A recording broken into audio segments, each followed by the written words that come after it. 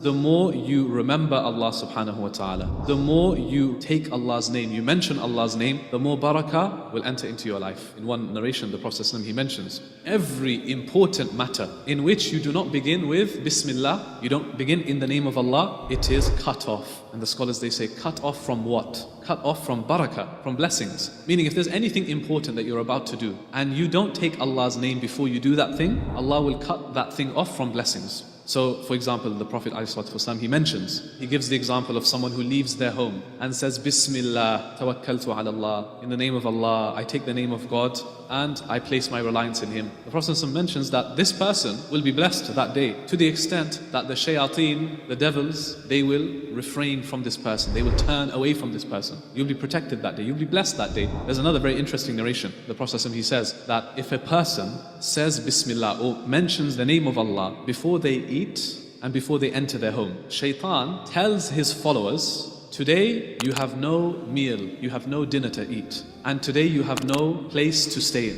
Whereas, if a person fails to mention the name of Allah, the Prophet ﷺ says that the Shaitan says to his followers, today you have food to eat, and today you have a place to stay in. What is that telling us? It means that just by neglecting the simple act of mentioning Allah's name when you enter the home, as an example, your home is at risk of losing its blessings. You know, sometimes we're thinking, we go through these periods at home, we're like, I don't feel the barakah in the home. There's problems happening, we're asking why there are problems for. Sometimes we're neglecting the most basic things. We're not remembering Allah subhanahu wa ta'ala when we enter the home. And what does that do? When you have shaitan in the home, who will not enter the home when shaitan is there? The angels, the malaika. We want to attract the angels because the more angels are present within our homes, the more blessings descend. If your home is devoid of angels, that means shaitan is there. Where angels are present, shaitan is absent. Think of it this way. How can I attract more divine presence in my home? Even a meal, subhanAllah, that you eat. Now what does it mean if shaitan says to his followers, okay, we have a meal to eat today. Does that mean that the plate in front of you is going to disappear? No. It's not literal that shaitan is going to eat your food. But the shayateen will eat away at the blessings, the barakah in your food. So I'm sure everyone has been in this situation, including myself,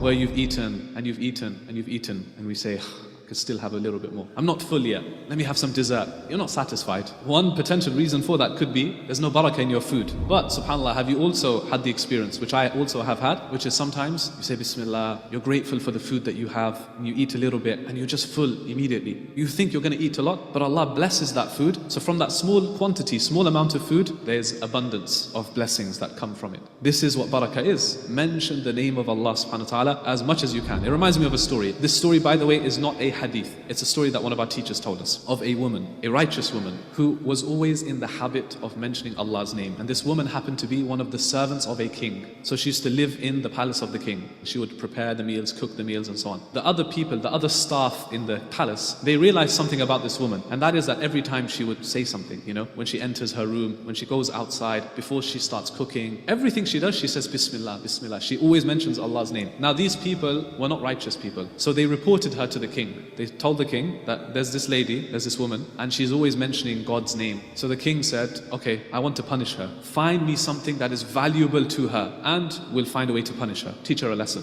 So they realized that this lady, this righteous lady, she had a ring that she kept in her room. And it was of sentimental value because this ring belonged to her late husband. And she always kept this ring and she really cherished this one ring. So when the guards found out, they went to the king and they said, look, she's got a ring. And, this is the most prized asset to her. So the king said, bring the ring to me. And they brought the ring to the king, and the king then ordered his men to go to the river and just toss the ring, throw the ring into the river, get rid of it entirely. So they did that. They went to the river and they threw this ring into the river, and the lady, the righteous lady, she found out. She was upset, but she continued. It did not deter her from mentioning Allah's name. So she continued every time she cooked, she prayed, she went outside, she came inside, she kept saying Bismillah, mentioning Allah's name. After some time, what happened, subhanAllah, is one day she's in the kitchen and she's about to prepare the meal for the king for that day. And it just so happened that the king desired to have seafood that day. So they brought her a fish and said, here you go, prepare this fish for the king. And as per her usual habit, before she cuts the fish, she says, Bismillah, and she cuts it open. And what does she find inside the fish? Her ring. The fish happened to be in that same river and happened to swallow the ring, and it got stuck inside the fish. So this lady, she says Bismillah, and she finds the ring. Allah subhanahu wa ta'ala returned it back to her. Allah honored her for doing a simple thing, which is just mentioning Bismillah, mentioning Allah subhanahu wa ta'ala's name. Be in a habit of saying Bismillah wherever you are. This will attract Allah's blessings. Allah's blessings will come your way before you eat, in your meal. When you come home, in your home. Before you travel, in your journey. Allah will bless it.